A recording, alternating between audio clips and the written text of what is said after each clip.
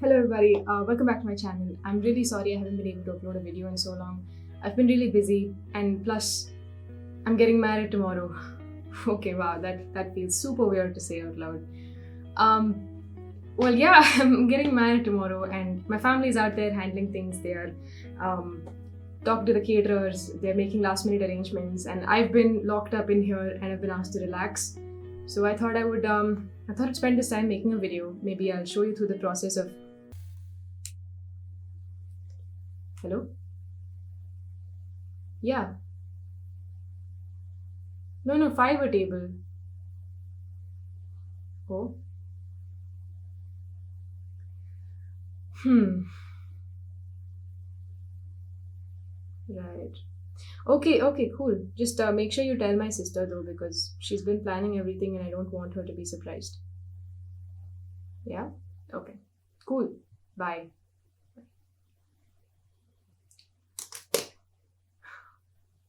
Well, yeah, getting married tomorrow, and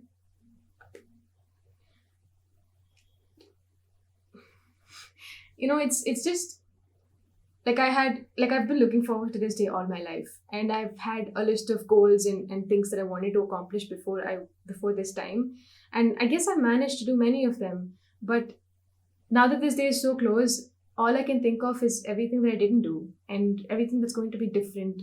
And I mean, I know for a fact that it's going to be so new and it's going to take so much getting used to. And I'm just like, I'm terrified.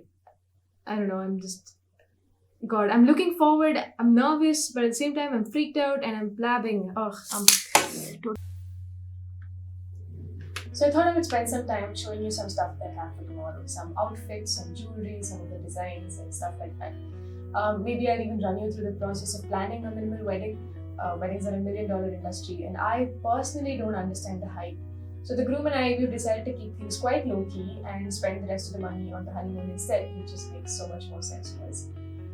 So the first thing that I want to show you is this sari right over here, which is what I'm going to be wearing tomorrow. Tomorrow is a reception. I mean, I'm supposed to call it a reception. Technically, it is a reception, but I don't really. Hello? Yeah, what's up? What? No, I haven't called him. I assured you I haven't called him. Dude, of all the people in the world, why would I call Pradyot to my own wedding? Okay, I'll check, alright? But I swear, I haven't called him. He's not on that list. Let me see.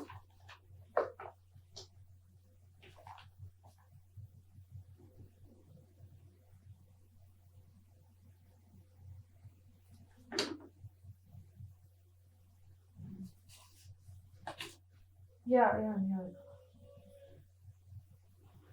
Yeah, listen, let me figure this out and call you back, yeah? Okay.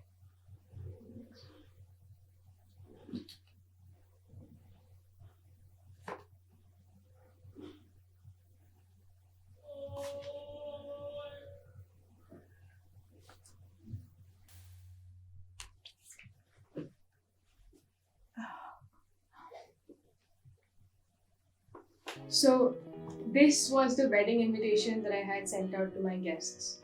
Um, I designed these by myself, but that's not really much of a brag because it took me like 5 minutes on Canva.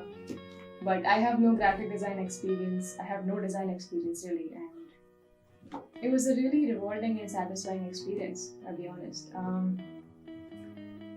I got these printed out at Printo Bell Road, and it took me 36 rupees per invitation. I think I sent out 175 invitations. So yeah, that's my invitation, and I can't believe one of these got sent out to him. How? I don't remember what happened.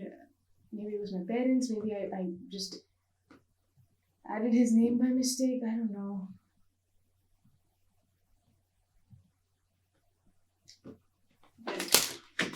We talk about more important stuff.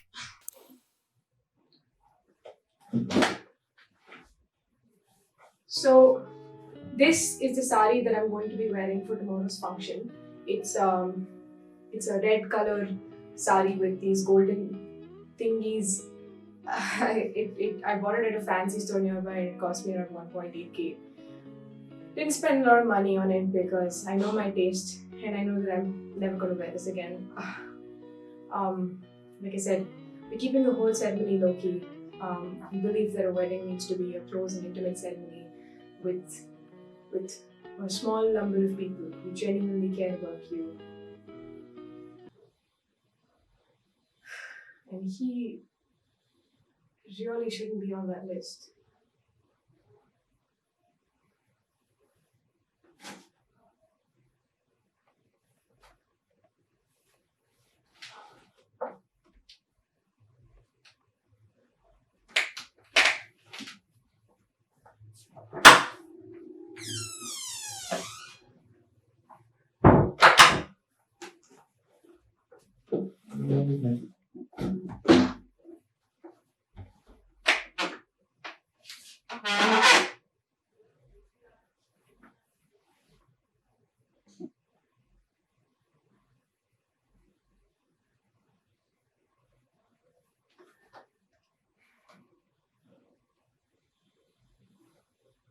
So many messages.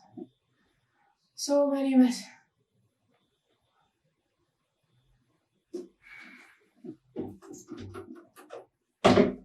Pradyut and I met when we were very little. His parents are such wonderful people, and they're very close with my parents. And his father is the principal of the school that I went to, and we live next door from each other. So I was at his place all the time.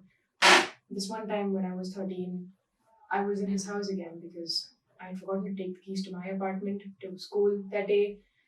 And I was waiting for my mom to come back. And we were talking about something. Suddenly the conversation started drifting. And before we knew it, we were talking about pornography. I mean, at least he was talking. I was just nodding and smiling and refusing to make eye contact.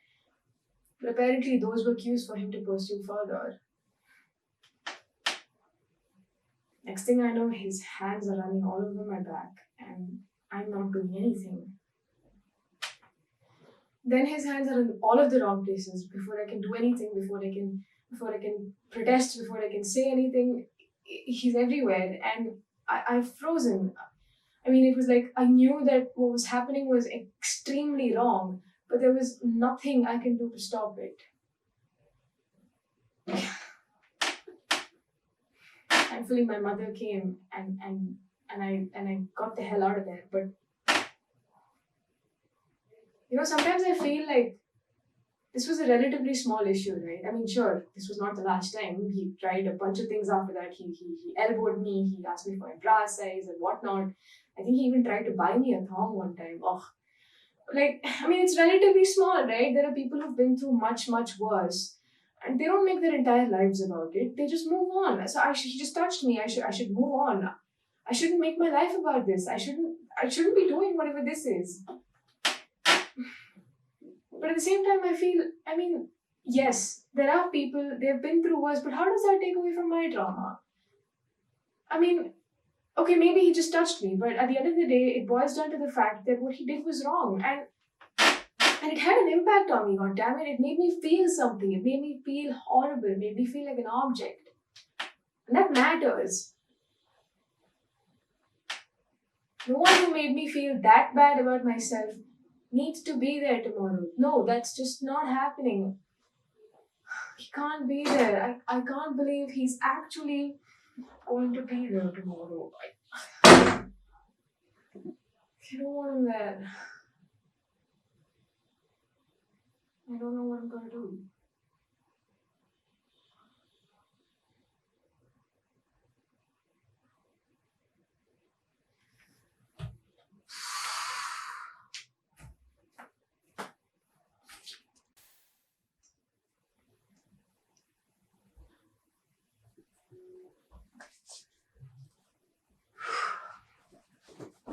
So the reason this isn't going to be a typical wedding reception is because the groom and I are not going to stand at on the stage and then just wait for a queue of people to come and take photos with us.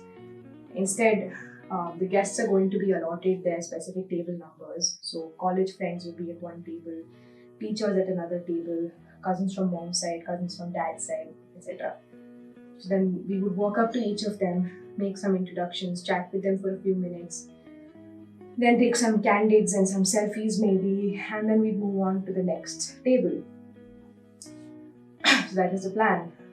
And yeah, I mean, if all goes well, we will get to spend time with each one of our guests, but at the same time, we won't end up with paralyzed cheeks because we fake smiled at too many in-person cameras.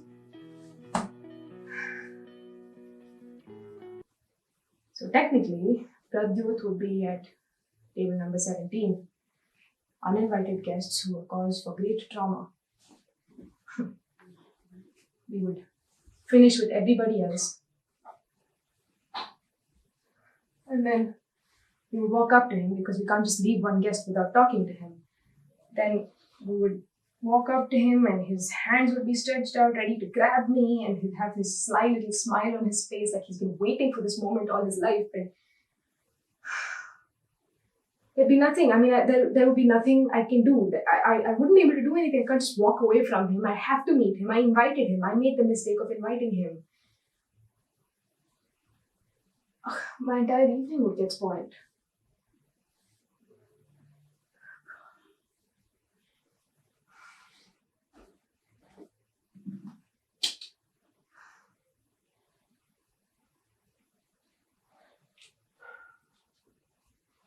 Hello? Yeah, hi. Listen, I don't really want Pradyut there. I mean, is there anything we can do?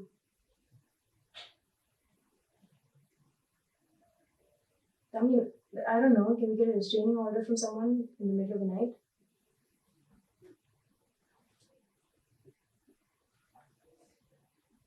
Of course we can't. Oh God, they're all close. What if I fake it? I'll tell them I'm the minister's daughter. Then they'll take it, right?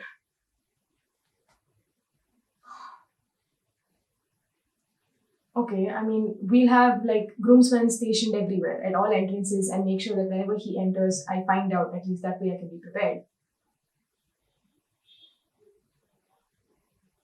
No, dude, I'm not being unreasonable, alright? This is my nightmare. I cannot have him there. It's horrible. My entire evening would get spoiled. Everybody's evening would get spoiled. No, I'm not overreacting. I'm not over. Don't you dare tell me.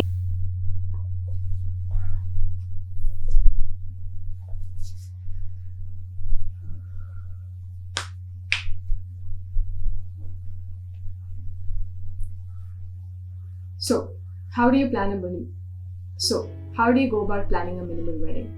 The first thing you need to remember is that everybody needs to be on board. When it comes to an Indian wedding, it's not just about you and the person that you're getting married to. It's about your parents and their parents and your families. Everybody gets involved.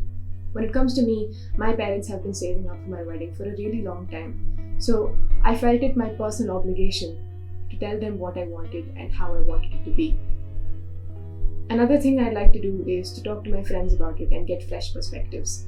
Now, my friends are the kind of people who want destination weddings, but again, that's just a fresh perspective. The point is to get those perspectives. The other day I was talking to Akhil about this, and he was telling me how this was going to be the most memorable day of his life and that he would be okay with spending that much money on it. Well, after that we started talking about other stuff. I mean, he started telling me how I was really inspiring and how I do everything I can and all sorts of stuff. And I don't remember exactly what he said, but it felt nice. I felt validated. And I mean, that's really all we're looking for these days, isn't it? For everything we feel, whether it is good or bad, to be validated. What am I saying?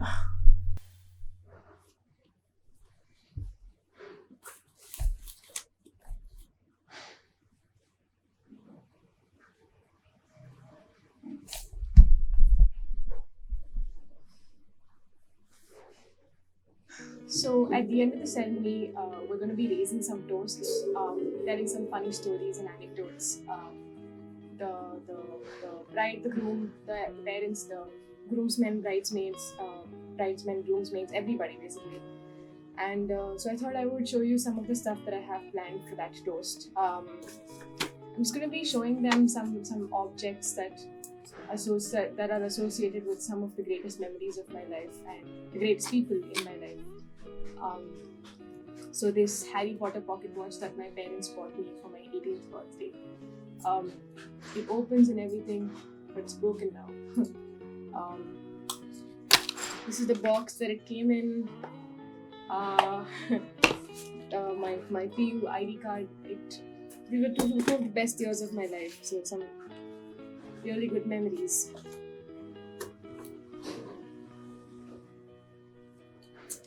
This Swiss pocket knife. It doesn't really work. Its blades are really weak. It's horrible, honestly. But then it's fun to play with, and for like 3 years of my life, I convinced myself that this was the alternative to pepper spray. It's not. Trust me. What do we have here?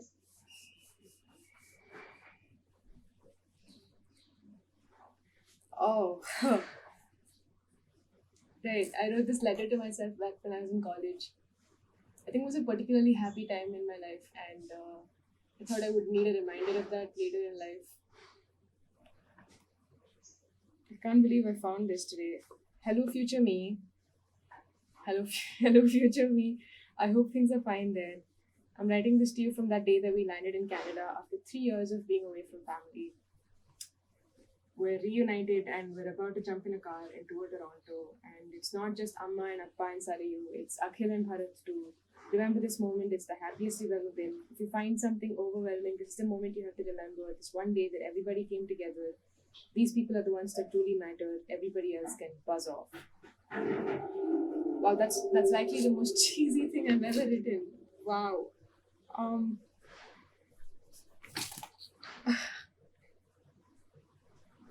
It's really funny that I had to find this today. Yeah, brings back some amazing memories. I'm definitely not going to leave this there. Well, so yeah, that's me on the eve of my wedding day, and I don't know. I was really nervous, but now I'm just mostly looking forward to it. I'm mostly really excited. I don't know what life has in store for me, and I'm waiting to see. So yeah, I'll get married and I'll come back to you and give you a status update.